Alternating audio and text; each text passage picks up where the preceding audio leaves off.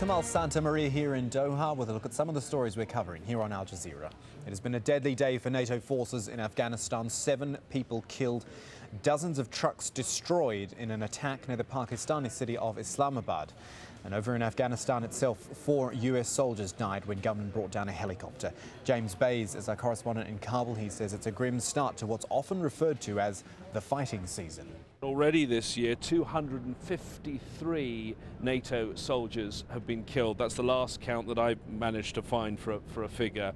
520 last year, and we're only just at the start of the fighting season. Some really grim milestones coming in the last few days. We've now got to the situation where we've had more than 1,000 US troops who've died in Afghanistan in the last 8.5 years, and also the fact the war is 8.5 years actually means that it's now surpassed the length of the Vietnam War, this now the longest war in American history.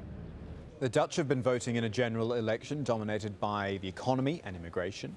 Nazanin Mashiri tells us the anti-Islam Freedom Party is tipped to make big gains, but not as much as expected earlier in the campaign. The focus of the campaign here in the Netherlands has really changed from immigration, which is still an important issue, to the economy, which is really dominating things here.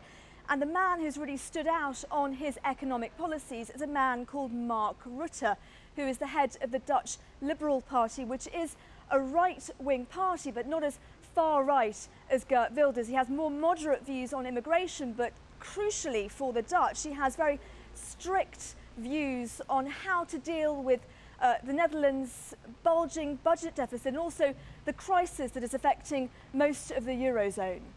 And Serbian authorities have arrested the wife of war crimes fugitive Ratko Mladic. He is a former commander of the Bosnian army wanted for the genocide of Croats and Muslims. His wife, Basilka Mladic, has been charged with illegal possession of arms. They were reportedly found during a search of the former commander's house. Just some of the stories we're looking at here on Al Jazeera, the latest on those and plenty more at aljazeera.net/English.